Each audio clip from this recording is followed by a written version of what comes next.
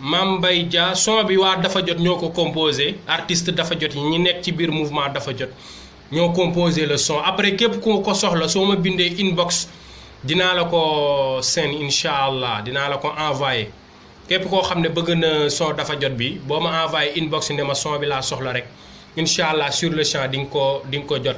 bu neexee yàlla clip bi mu ngi en gestation. Voilà léegi Sénégal nag bon dañuy dugg directement dans le kii amul introduction wala leneen tey Sénégal li fa xew c'est inadmissible c'est inacceptable waaw tey jii nii nag man moom bon aw ma mbetteel parce que depuis un an ñu ngi jël dossier par exemple Khalifa Ababacar Sall avant dossier Khalifa Sall yeneen dossier jaar nañu fi. gis nga Macky Sall moo nekk nit koo xamante ni il connaît pas ce qu'est la justice xamul luy dëgg xamul luy yoon Macky Sall lenn la xam mooy jaay doole loolu la xam doole bi muy jaay nag ñun ñoo ko jox ñun le peuple sénégalais ñoo yëkkati suñu doole daal di ko koy jox mu ëlbatiku di ñu ci duma di ñu ci noot tey jii nii. Sénégal toll na foo xamante ni tey képp koo xamante ni Macky Sall neexoo ko wala neexoo soxnaam mu ne la ràpp ci kaso bi tëj gis nga procès Khalifa Sall bii démb bi may intervenir ci live Mati wax naa ko nee naa leen bu ñu xalaat mukk justice bii nga xamante ni c'est une justice couchée justice boo xamante ni dañoo simi seeni pantalon juutu Macky Sall muy def seen taat yi lu mu ko neex justice boobu la ñu am tey une justice de merde une justice irresponsable balaa maa dee naaféq yi di jóg naan nañu respecter suñu justice voilà une justice boo xamante ne lu neex Macky Sall rek la ñuy def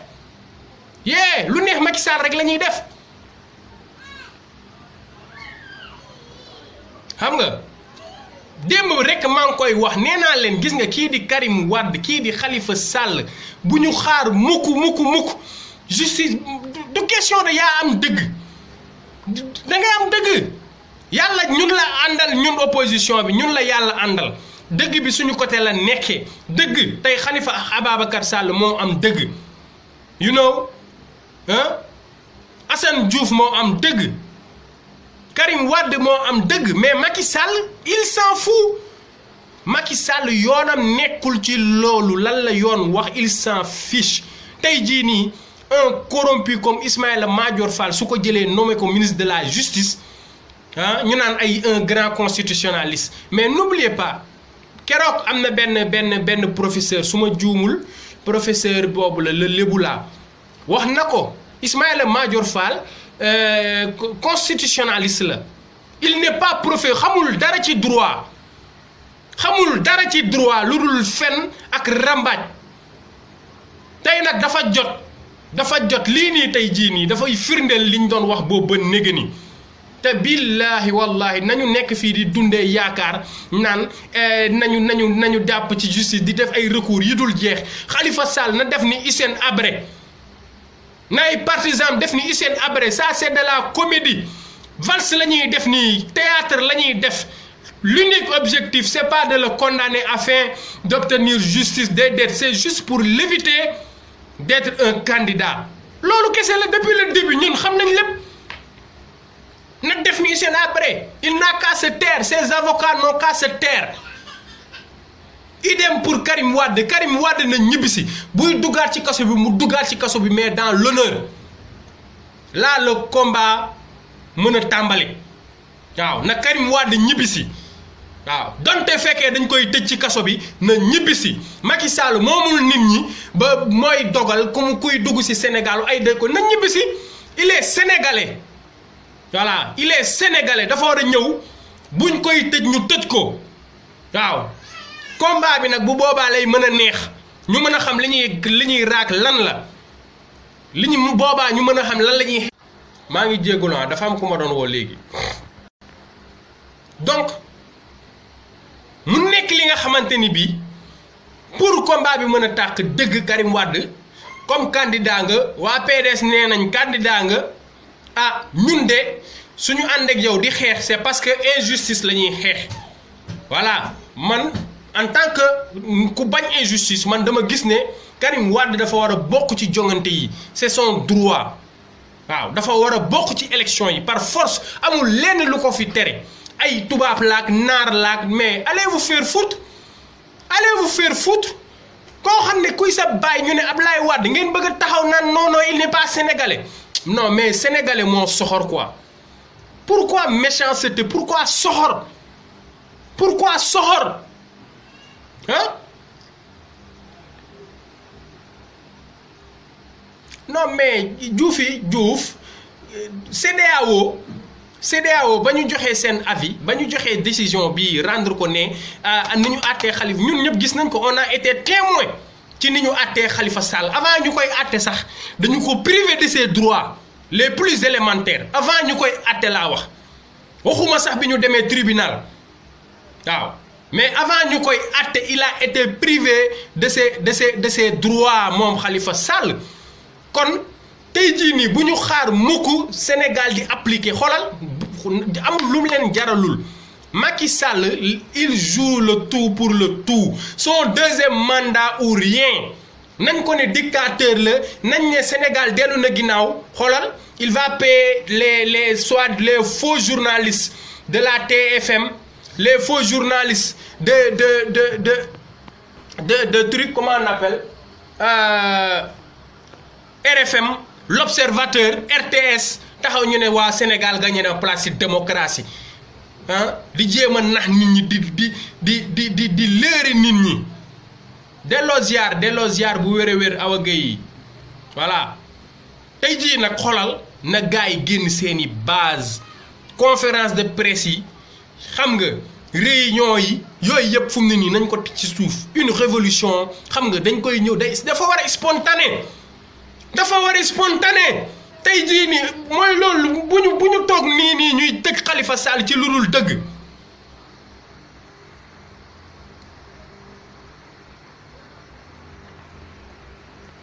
may leen ma tuuti rek ñun ku ñuy dugg di réew be ñu bloqué la nga may ñu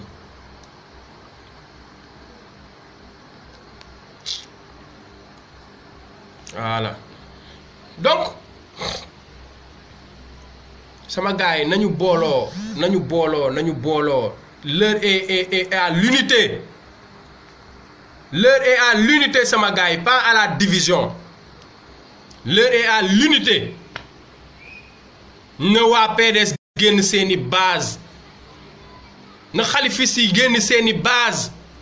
xam ni li ñuy combattre c'est pas pour des personnes man du jëmmu Khalifa Sall wala jëmmu Karim Wade moo may tax di raag déedéet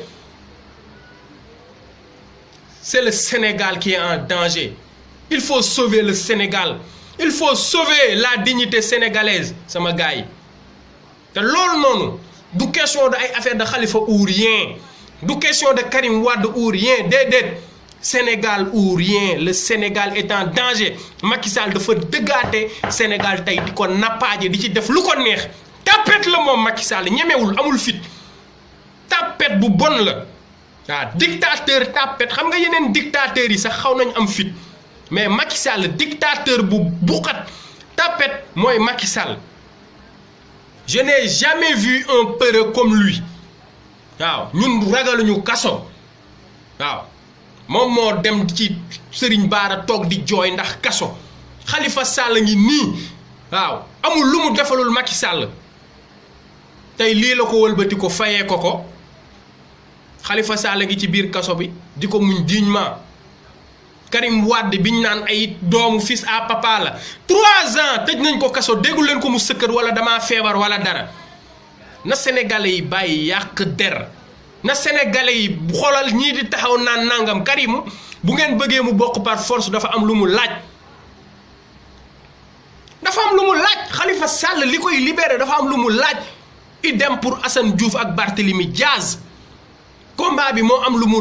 laajul ku nekk di xàll jëmale sa boor comme législative yi man bu dee loolu ma abandonné le combat ñeneen ak ñeneen aussi abandonné bàyyi leen ngeen dem ak seen bopp bu ngeen mënul booloo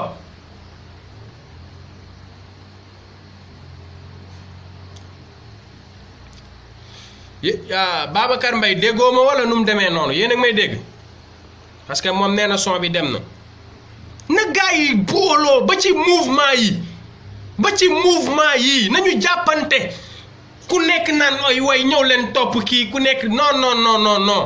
ñun ak foo mën a nekk waa France dégage ba ñuy woote seen combat frappe pour ñu xeex souveraineté monétaire dañu gis suñu bopp dañ cee bokk mouvement la plateforme la du moins te dañ ci dem ñoom Guy Marius Sagna ñun ñu ngi fa waaw dafa jot ma nga fa Abdourahmane Sow mi nga xam ne moo jiite COS M23 ba mu soxlaa mouvement dafa jot aussi wax ñu projet am ñu ngi ci biir ci combat bi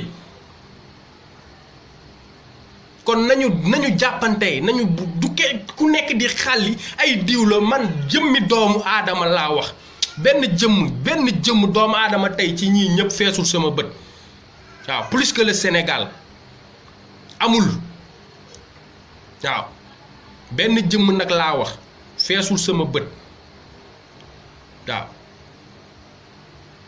Babacar Mbaye peut-être kon ci yow la kon l'heure est xoolal tey mbugal bi Sénégalais yi di dund man je me demande est-ce que Sénégal yàlla nekkul di leen fay benn tooñ bu ñu tooñ walliw wala nu mu den mais c'est impossible c'est inadmissible 21e siècle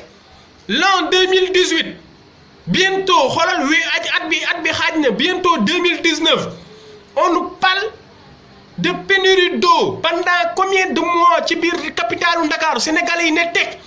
yéen ay naafiq nag te pourtant muñaluñ ko woon Ablaye Wade courant bi nga xam ne tey jii nii moo gënoon a jafe Sénélec Padois Sénélégu Parcelles fu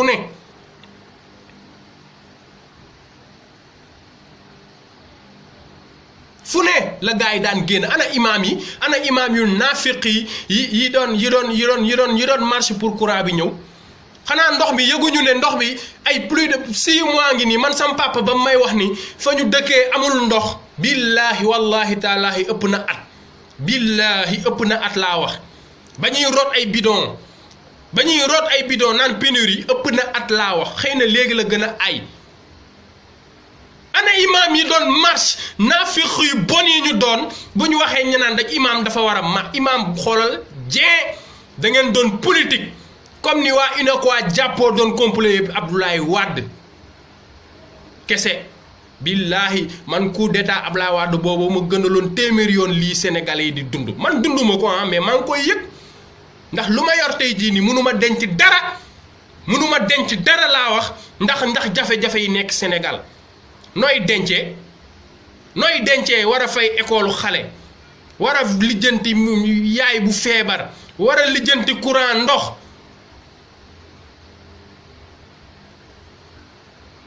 sama xol jeex na tàkk nag sénégalais ci jëmmi boppam man waxuma la sax affaire Khalifa Sall Karim Wade ndox mii ñu coupé te ñu jël suñuy milliards nañu dem laajte Mansour Faye goro Macky Sall ñaata lañ ko voté budget pour nit ñi mën a am ndox te kat waaye voté nañ ko budget bi nañu ne ñaata manqué ci budget wala budget dafa doyul moom Mansour Faye un incapable lâche méchant Mansour Faye ku soxor nga yow Mansour Faye tu es trop méchant mais ba nga duggee ci ndoxum Touba bi rek laa xam ne yow doo mës a baaxle te dootoo baaxle ilal abad Mansour Faye yow un incapable li nga doon ko parce que Macky Sall mooy kii sa rakk nga ñuy naan ay kërën yow kenn dalaa xam lii dafa ruslu incapable Mansour Faye tu es un incapable souffrance bi sénégalais yi nag xolal man damaa jàpp ne souffrir a guñu parce que kuy bëgg a dee wéqu loolu la Olof Njaay wax Olof Njaay nee na ku bëgg a dee wéqu comme wéqu guñu nag man je pense que bëgg guñ dee loolu laay yaakaar man de maa ngi bëgg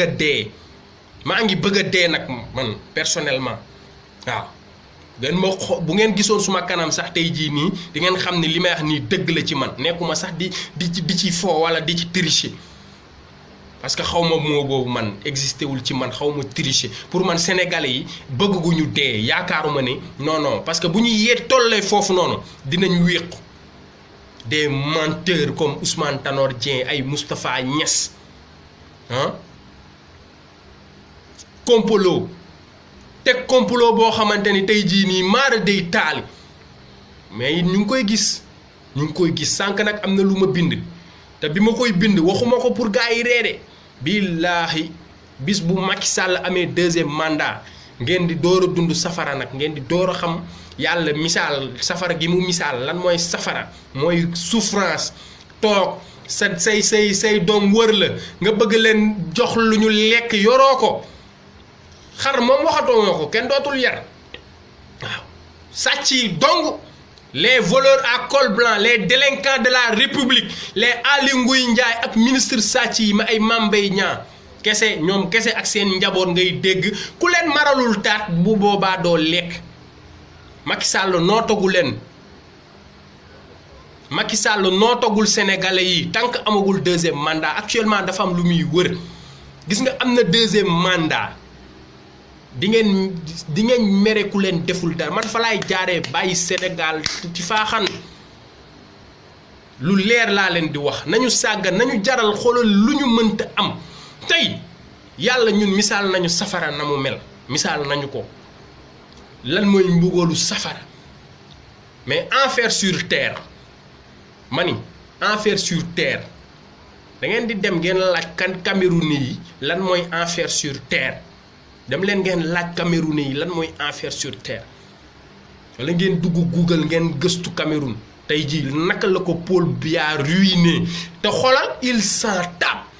Paul Biya xoolal Europe ñëpp xam nañ ni dictateur la li muy passé Suisse moo ëpp li muy passé ci palais boobu noonu Paul Biya te Macky Sall tànk yi mu teg nii nuru na lool jëfalinu Paul Biya koo xam ne doo am opposant waaw koo xam ne ñemewu opposant ah waxuma la sax opposant mais Barthélemy Diaz rek ak ay Assane Diouf yi nga xam ne duñu sax say opposant wax nañ la lu bët sa bët bi takk na su nga ne ràpp tëj fàtte nañu sàggan nag bu ñu gis nga on a commis une erreur une fois def nañ benn erreur muy Macky Sall nekk na président loolu pour man njuumte bu mag a mag la tey jii nii nag dafa jot Macky Sall ñu dégager ko kut parce que nañ def suñu bopp rek que ni lacrymogène yi nga xam ni moom la ñuy dem di noqi ak liif yeeg yooyu lu ko gën a tar la ñu Macky Sall nar la ñuy réserver bis bu amaatee deuxième mandat bii te moom ni mu ko bëgg a amee c'est pas loyal. Il utilise des armes non conventionnelles envers ses adversaires politiques te ci ñoo xamante ni tey gannaaw yàlla loo doon ñoom la Karim Wade man su ma nekkoon place su Macky Sall non franchement soxoreewu ma noonu ak man samay adversaire samay noonu laa wax ma leen may dara mais nii Macky Sall di def moom franchement yegguma foofu waaw mën naa defante trop nag mais nii koo xamante ni tey baayam moo la nommé directeur général Petrosen ministère yi nga jaar nag kenn xamul ñaata ministère chaque 6 mois mu def la ministre di la monteloo garat ba Idrissa Seck di jóge foofu ba ngeen koy complot ñu la jiitu ci parti bi foofu Ablaye ne leen fi ñukk parce que da nga ko waroon jikkoy nooxóor jikkoy dëmm nga Macky Sall dëmm nga waaw Ablaye waxoon na ko ñu koy nooxóor nga doo dara parce que dëmm nekkul kiy lekke dëmm buñ jàpp ne dëmm mooy gars yi di naaw nii na lekke de déedéet lii Macky Sall def ñëw jaay affaire day yaru loo wax loolu la loo waxul waxuma ko waaw dugg ci ba Ablaye Wade am ci moom confiance. Pourquoi ñu ne Macky Sall a été le meilleur premier ministre d'Ablaye parce que moo gënoon nekk xar moo gënoon nekk mbote Ablaye Wade Idrissa Seck doon na bañ loo xam ne Ablaye doon na ko sant Macky Sall lépp lu ko Ablaye doon sant da ko daan def il était soumis voilà moo tax Abdoulaye noonu ba keroog nag mu dem ba présidence assemblée nationale mu xam ne actuellement jot na mu doon président lu leer laa leen di wax moo tooñ Abdoulaye Wade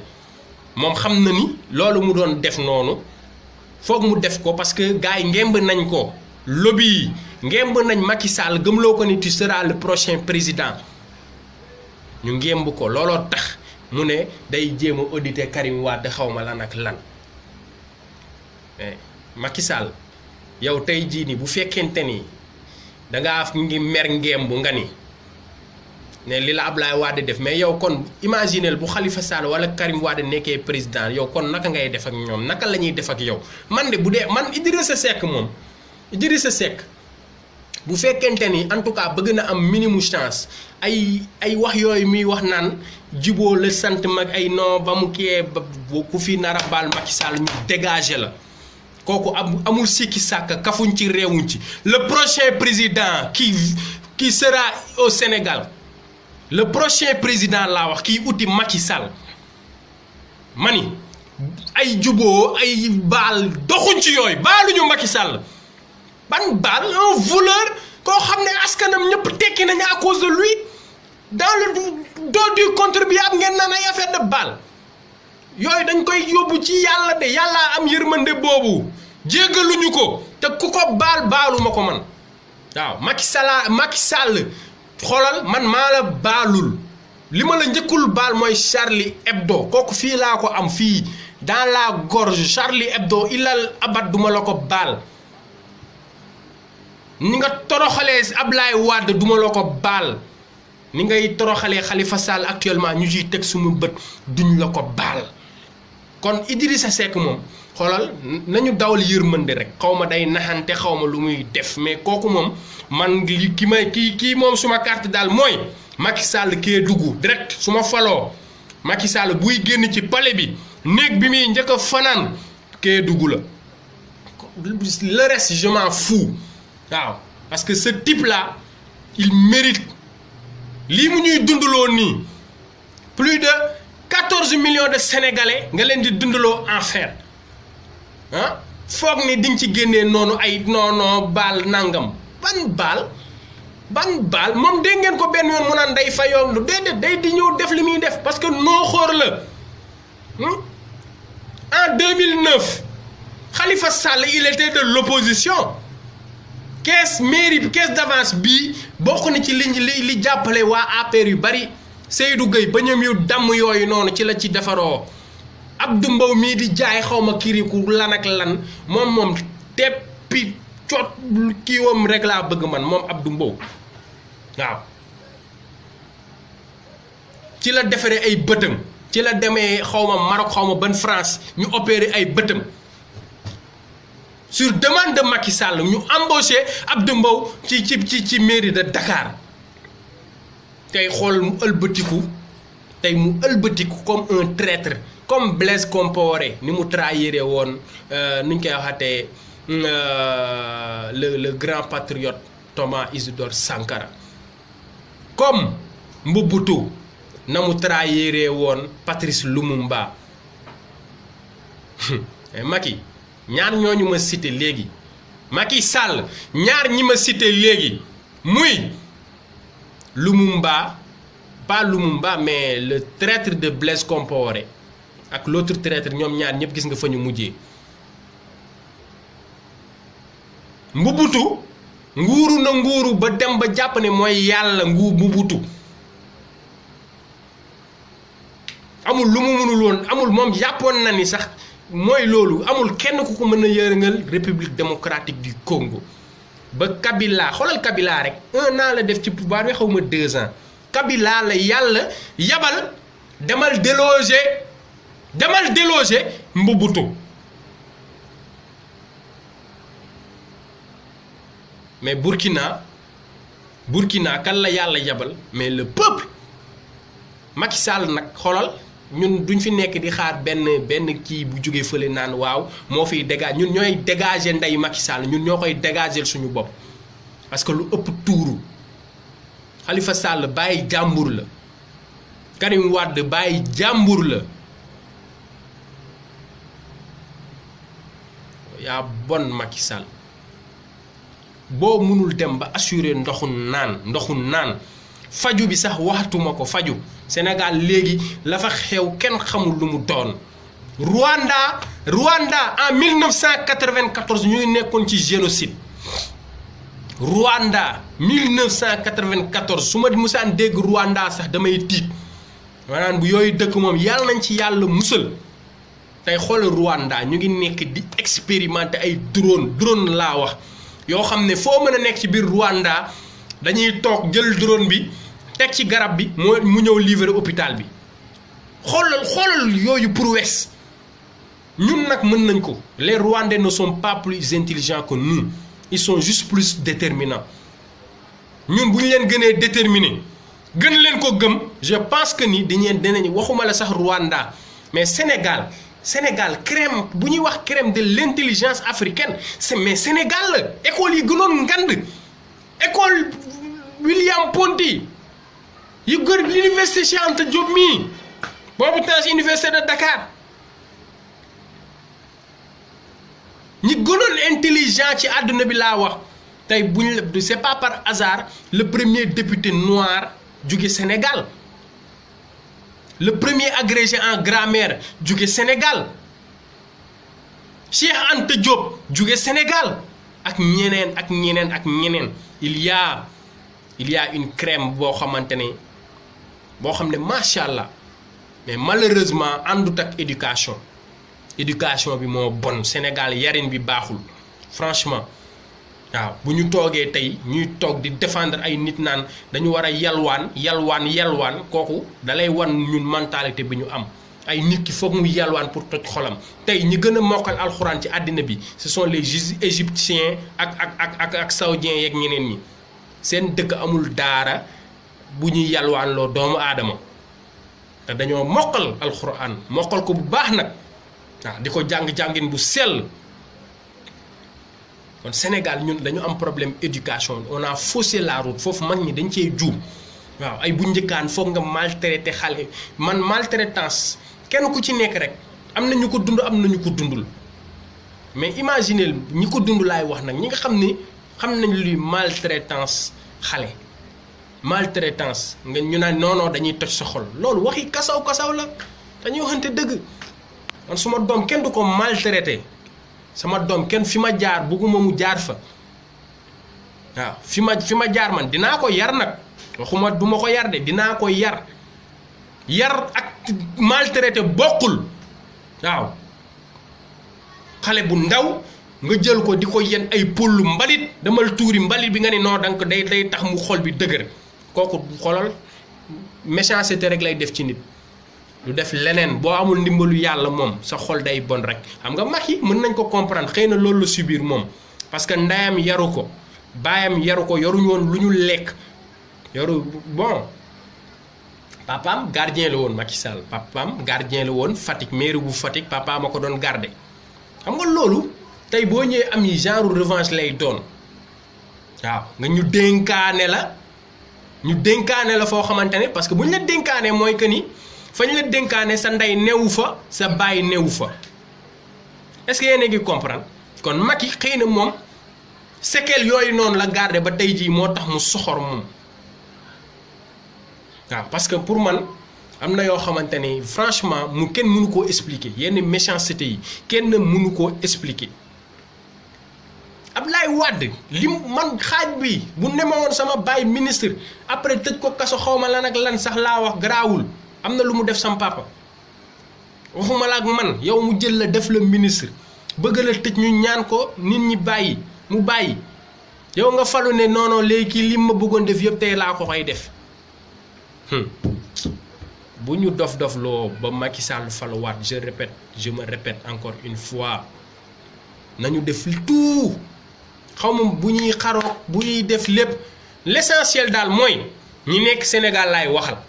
bis bu Macky Sall faloo ñun nañu gàddaay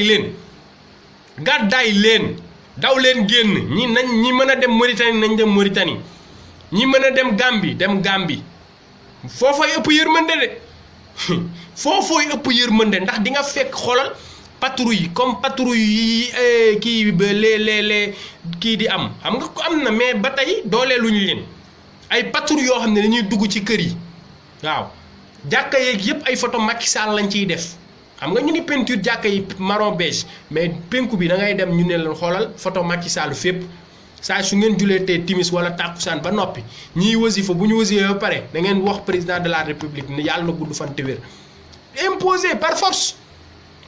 looloo nar a am genre Gestapo merci beaucoup Gestapo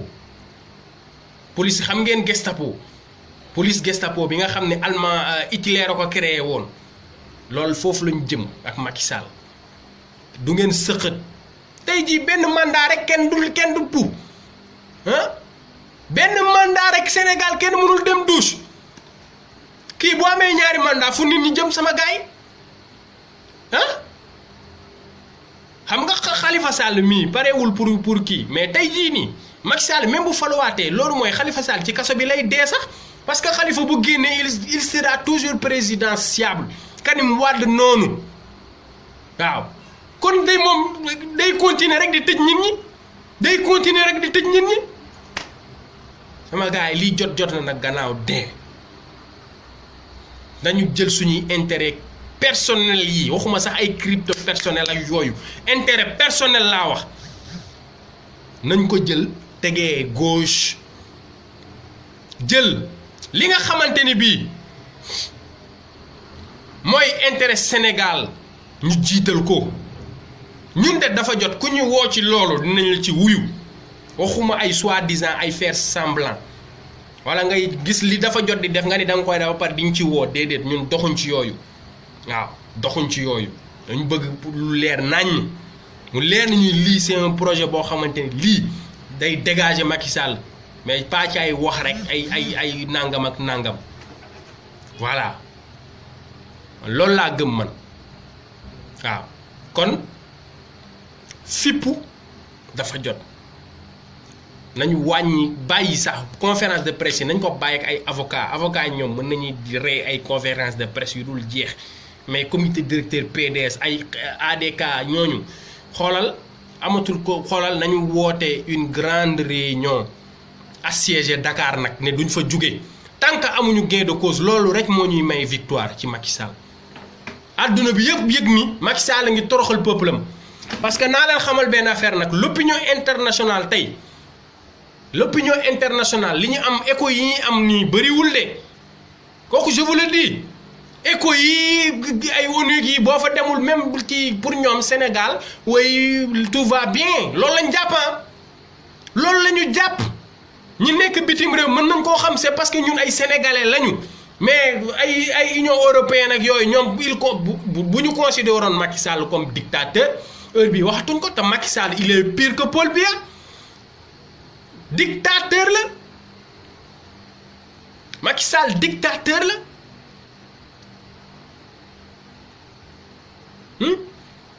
kon tey man je pense que ni dafa jot gaay booloo quoi dafa jot gaay booloo loolu mooy première étape parce que li xewoon ci législative yi rek ku mu doyul rek dootu la doy ku mu doyul dootu la doy division kii ne man la parce que man moom moo tax man leen man gëwma ay leader kii naan man la kii naan non kii mooy jiitu kii déedéet man gëwma yooyu on combat quelque chose c'est par principe waaw ay principe la ñuy xeexuñu ay nit wala leneen déedéet xeexuñ loolu ay principe la ñuy xeex te principe yooyu injustice daf cee bokk fépp fu ñuy néewalee doomu aadama boo ko fekkewee ku bañ injustice daf ci war a taxaw moo xam Khalifa Sall la moo xam Idrissa Seck la moo xam keneen la ak ku mu mën a doon néewal doole baaxul yàlla bugul tooñ yàlla bugul ku jël doole di ko nootee jaamam na gaa yi waaj waaw marche yi ngay def nag dem naan da ngay bind marche tàggoo man pour man c'est pas sincère quoi amul tàggoo pourquoi demander une autorisation li ñu bëgg a def bu ñu ko bëggee def dañuy def suñu réunion ñun ñëpp parti politique comme mouvement de l'opposition ñëpp nag société civile bu ñu réunion ba pare jàpp bés comme niñ jàppee le 13 amul dem bu ñu sax lijjanti préfet na nokku fële bu ñu lijjanti préfet bu ñu ko bind lettre dara ay demande d'autorisation ku xoolal wane ni tu es déterminé que ni man ñaanuma autorisation jour sangam dañuy marcher par force jour sangam ñu marche waaw assiéger Dakar waaw dox jëm pale nag loolu rek ñuy may ndam leneen mayuñu ndam leneen mënuñoo may victoire loolu waaw kon sama gaay laa bi waxoon naa leen du gudd cri de cœur laa bëggoon def ci loolu rek ndox mi ak nuñ koy waxatee Khalifa Sall kaaw Khalifa Sall ak kaaw Karim Wade waaw looloo taxoon ma dugg tey mais di leen wax ni rek nañu waaj waaw nañu waaj xam ni Macky Sall il va partir par A ou par B de gré ou de force parce que la force xam nga gars yi naan force reste à la loi déedéet là parce que force reste à la loi c'est vrai mais la loi est donnée au nom du peuple et nee nañ seul le peuple est souverain waaw le peuple est souverain tey la majorité nag nañu génn nañu wane ni ñun ñooy majorité bi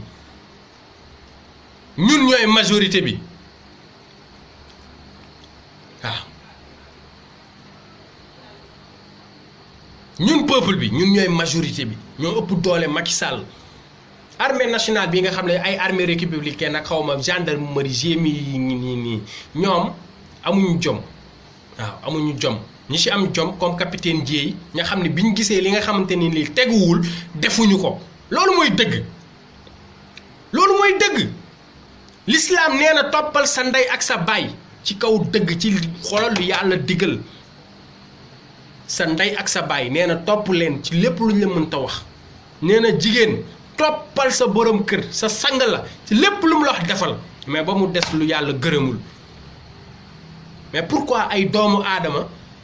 ñun ñu bëgg leen topp parce que non c'est la loi way supérieur xawma lan ak lan waay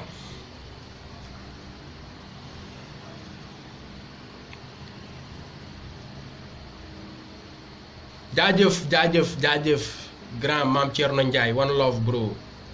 jaajëf Fifita Diouf waaw parce que li ñuy wax fii lay jóge billaahi wal kitaab li ñuy wax fii lay jóge tricher wuñu ci waaw ñun tricher wuñu ci waaw tricher bi ci jëmi boppam feek bàyyi wuñ ko rek liñ bëgg duñ ko am nañ ci dëggu ci combat bi nañ ci dëggu man de su ma ko samay moyen maye laa wax kenn du ma jiitu ci terrain bi kenn du ma ci jiitu parce que rag bi foofu la de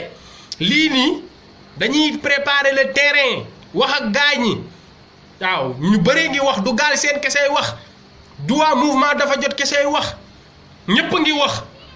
c'est bien parce que bu boobaa message bi dina mën a yegg mais de grâce nay doon message bu utile aussi ngeen baal ma waaw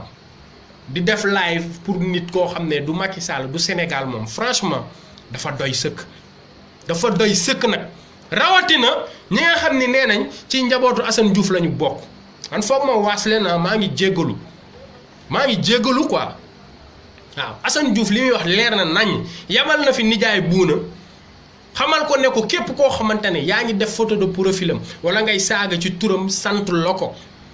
Assane Diouf sant la ko tey sant la ko ëllëg Assane Diouf bañ na ko ba ku ko daan saaga sax danaan laan baal naa la man du maa ngi yow man Sénégal laay saagaal comprendre ngeen li may wax kon tey jii nii toog taal sa ko yaa moom sa connexion mais de grâce quoi xoolal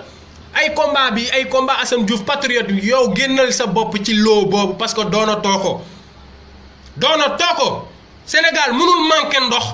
gars yi nekk ci jafe-jafe yu tar ngay liveal benn Massamba boo xam ne kenn xamu ko kenn xamu ko nga toog di ko liveal sa taat yi yéen a ñàkk fayda yéen ñi ñàkk fayda la ñi koy partager que déglu gën leen ñëwati ñàkk fayda am leen fulla am leen fayda seen bopp personnalité am leen ko tuuti ah inbox lu muy jëriñ mooy li may wax rek ñii nekk di telli ñëpp ay tapet lañu ñii di nekk ci live yi fii di saagante di livealante ay tapet lañu koo ci woo inbox du jël lan moo gën a neex lool ka ngay saaga nga woo ko mu décroché ne ko acca ñu dem jël chrono teg sa kaasu ndox di naan di saaga pourquoi impliquer tout le monde pourquoi ngeen di impliquer ñoo xam ne seen yoon nekku ci pourquoi nekk leen nit waaye man Assane Diouf mi ñu ciy tudd rek ma ci gën a naqadi ay mbooloo Assane Diouf nii ba pare dem di wër di saaga ay jàmbur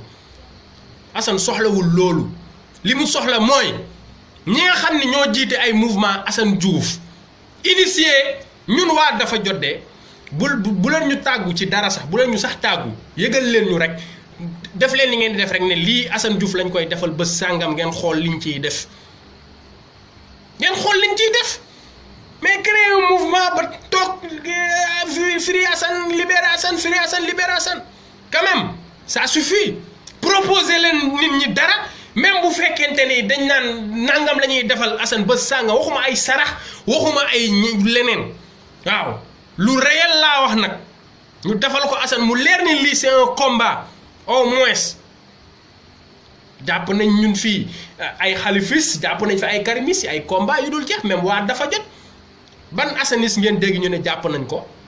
parce qu'on a fait rien de réel parce que c'est pas sincère kon nañ ñu dimbali te yàlla rek tax kooku maa leen ko ñaan waaw maa leen ko ñaan yooyu yëpp ngeen bàyyi ko teg ko ci suuf kuy live na liveal Macky Sall ba mu saf ñu partagé géew teg gerte caaf naan suñu ataaya mais leneen lu dul loolu ku ko def aussi perte nga parce que amul sens te du mës a am sens waaw amul sens te du mës a am sens nañuy publier photo Assane di ko publier chaque jour di wax ci moom dëgg la gars yi bàyyi ko xel mais loolu génnewu ko comme ni ma ko waxee ci Assane ci Khalifa Sall ak Karim Wade loolu génnewu ko c'est un combat boo xam ne ñëpp ciy jaal kenn du xàmmee kanay kan combat boo xam ne c'est le peuple souverain mooy jug combat pour une révolution changer totalement le système waaw indi fi système bu bees tax système boo xamante ni sénégalais bu ne da ciy gis boppam système boo xamante ni dafay yar sénégalais da leen di yar système boo xamante ni Tanor Dieng Ousmane Moustapha Niass dañuy xaru parce que duñ ci xaj dañuy xaru dañuy dee wala ñu dee mort subite waaw mort par chagrin ñi nga xam ne ay dóorkat lañu classe googu noonu ay Mambay Niang les voleurs de la république duñ ci am place nga xam ne ku ci sàcc rek da ngay leer ni dee moo ci tegu boo sàccee dee waxuma la ay affaire de xërëm de boo sàccee ñu def ko comme dëkk asiatique yi defee ko noonu teg ay loi yu leer nañ képp ku luubal xaalisu réew mi ñu ne la ciix jàpp non seulement place publique lañ la war a yóbbu place de la nation jaare la yoon ba noppi tàllal sa nunara fii xam nga fële Singapour am na ci loi bi foo xamante ne boo defee délit dañ lay yóbbu place publique tàllal sa nunara Singapour nga xam ni tey jii nii densité de millionnaires ak éducation ba fa am développement ba fa am amul fenn ci àddina bi waaw loolu mooy defar Sénégal système boo xamante ni kuy patriote rek yaa ciy gis sa bopp képp ku dul patriote rek danaan système bii de arrangé wu ma waaw léegi nouvelle génération biy juddu sama classe doom yeeg suñu sët yii di ñëw ñoom ñoo ciy gën a gis seen bopp parce que système bi da leen di defar indi beneen type de citoyen boo xam ne fen bu déggee nit di fen day tiit waaw citoyen boo xam ne bu déggee un président de la république ne day wàññi mandaam wàññiwu ko day tiit day am lu ko gàcce ba dina ko jaral sax xaru peut-être waaw am ay citoyen boo xamante ne du xam saw ci mbedd loolu système moo koy defar yar ñun moom weesu nañ loolu système bi mënatuñu ñoo yar waaw déedéet ñun fu mu ne nii ñoo mën a yar suñu bopp auto éducation ñoo mën a yar suñu bopp am yoo xam ne dañ koy jombale suñu bopp man am na yoo xam ne dama ko jombale suma bopp maa ko jombale suma bopp du ma ko def waaw ay fen sàcc ay sos xam nga yooyu yaa koy jombale sa bopp mais suñuy doom ñun combat bi ñuy mëne dañ fiy teg système boo xamante ne ñoom système bi moo leen koy de bu ñuy commencé baa si mi mara rek loolu lañ leen di njëkk a jàngal fen dafa xaraam sàcc dafa xaraam loo moomul ba ko fa yàlla moo yor sa wërsëg bi la yàlla jagleel boo ko bëggee jot da ngay liggéey jeex na c'est pas du tout compliqué mën nañu jël benn 20 ans mën nañu jëlal benn 20 ans xam nga donc je pense que ni seul un changement de système peut sauver le Sénégal seul un changement de système moo mën a sauver Sénégal du Khalifa du Karim Wade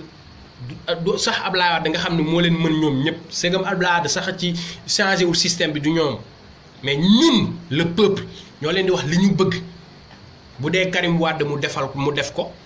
bu dee Idrissa Seck mu def ko bu dee Khalifa Sall mu def ko bu dee Ousmane Sonko mu def ko ñun ñooy ñëw imposer ne force nangam lii ak lii nii lañ ko bëggee bokk mais jël ne man dama jël politique ne non politicien laa ko bàyyeel mais c'est inadmissible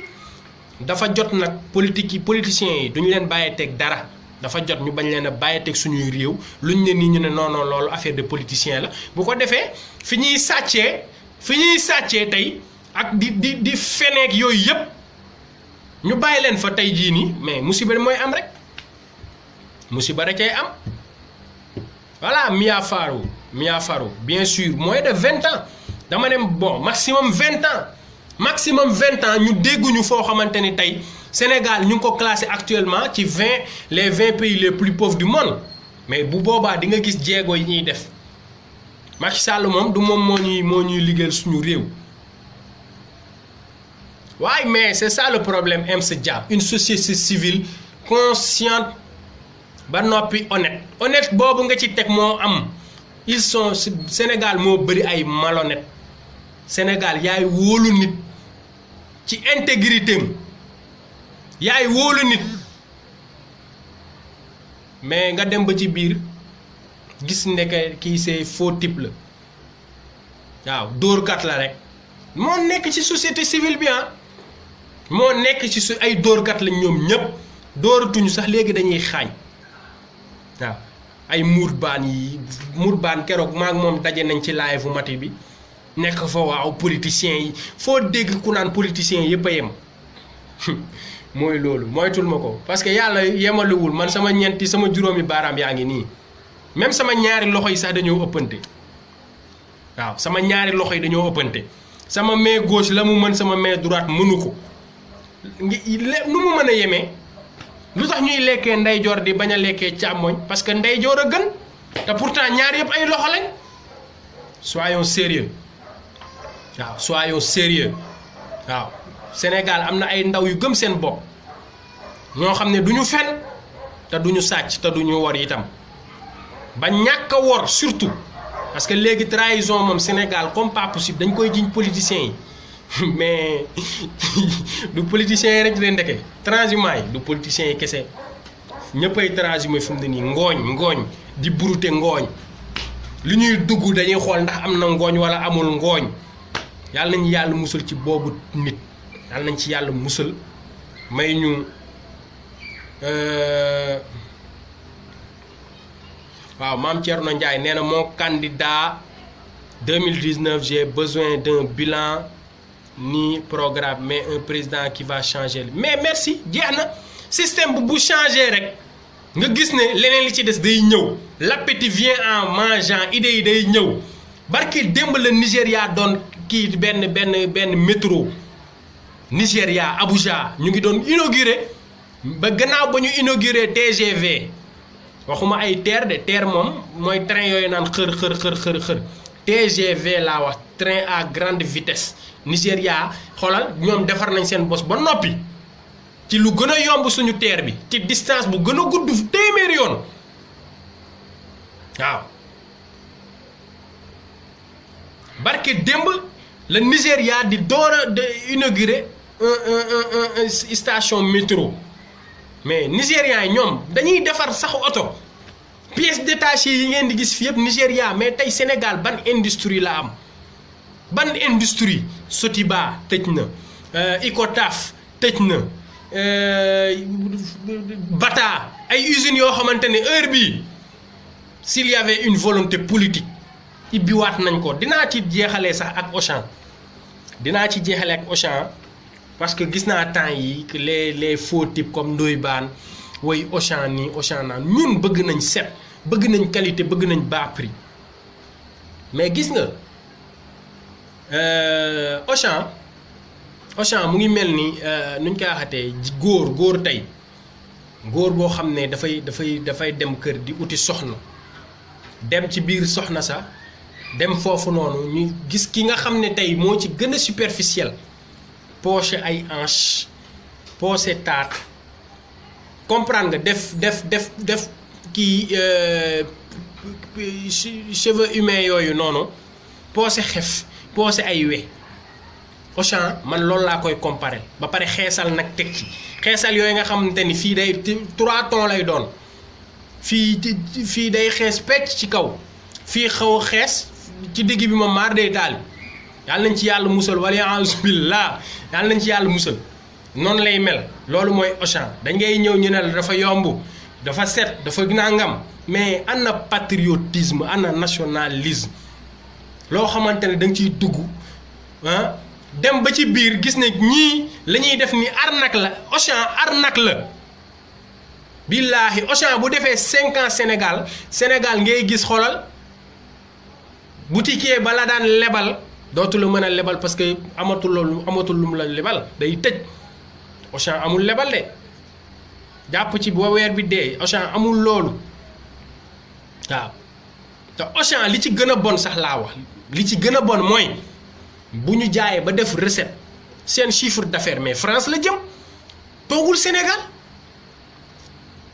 seen chiffre d'affaires France la jëm te loolu noonu war nañu mën a pousser tey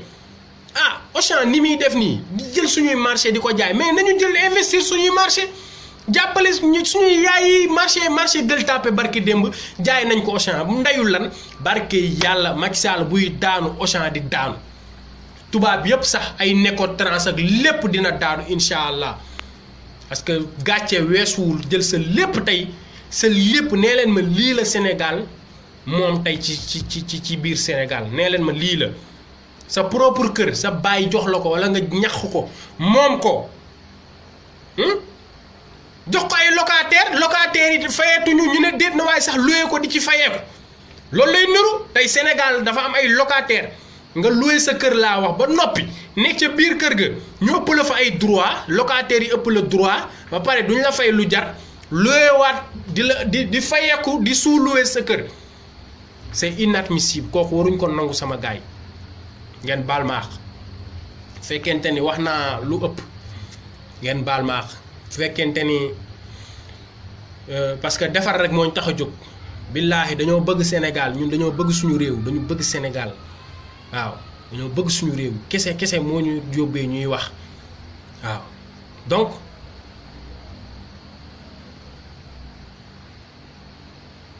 nañu gën a jàppante rek sama gaay nañu gën a jàpp waaw nañu gën a jàpp gën a dëgëral diggante yi xam nga rafetal def lépp muy rafet àdduna amul solo daal àdduna amul solo billaahi àdduna amul solo voilà kon loolu laa nekkoon indil leen ko tey waaw di leen xamal que ni ñun pare nañ waaw ñun waa mouvement dafa jot pare nañ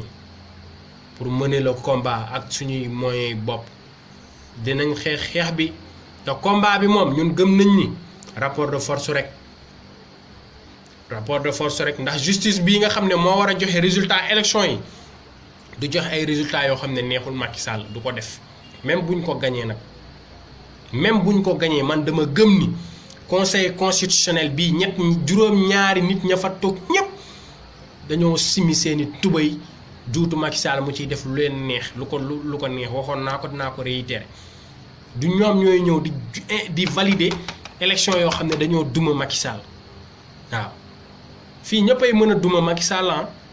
waaye ñëpp mën a dum ba ci ay Cheikh Bamba Dièye ak Malick Gakou ñoom ñëpp mën nañ gañe Macky Sall parce que Macky Sall dàll yi sax a ko gën xar mbaam yi sax a ko tane ngeen baal ma ak sama gars yi jaajëf Mia Faru Fatou Tistat xam nga ziar nañu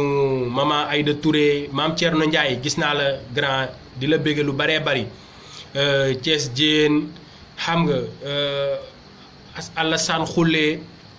jaajëfatee MC Dia yéen ñëpp sama gars yi maa leen di bëgg lu baree bari xam nga dina xamal que ni daal lii la rek mooy loolu quoi ñu ngi jaajëfal ñëpp waaw Fadi yow gars yi nam nañ la de Fadi Sow bëggee jaajëfatee di bëggee ñëpp di jaajëfal ñëpp di leen jox daje bientôt incha allah peut-être alxames incha allah ñu ñëwaat ci yeneen ñi itam Ferlo Galsen mon frère big up xam nga Fleur Madras One Love xam nga waaw di bëggee ñëpp Baron waaw sama sister bopp la moom jaajëf Jaala Njaay Abou Sarr One Love sama gars yi bëggee naa leen yéen ñëpp waaw fii mouvement dafa jot moom mooy loolu ñun xëccewuñoo kenn képp koo xam ne wane nga crédibilité rek wane lu leer naññ incha allahu taala dinañ ñëw xam nga bokk job bi amul maa ngi dem te ñëw sama sister de cœur Marie Diédiou Mendy One Love xam nga sama sister de cœur di bëgge waa dafa jot ñëpp nag waaw ci kaw ba ci suuf ñi ma seetaan ak ñi ma seetaanul ñi partagé ak ñi partagé wul voilà big up One Love sama gars yi di leen jox daje à la semaine prochaine incha allah wala ci biir semaine bi mën na nekk waaw ci biir semaine bi alxames wa ila mercredi ça dépend ci timing bi rek waaw Maram bëggee grand Maram jaajëfatee MC Dia a raison waaw Galsen si on va aux élections avec ce mec je t'assure qu'il aura un mais c'est clair comme de l'eau de roche dafa leer loolu dafa leer tey Sénégal degré li fa nekk dinañ ci ñëwaat peut-être prochain live dinañ ci ñëwaat billaahi dinañ ci ñëwaat waaw One Love sama gars yi big up siyaar nañ ñëpp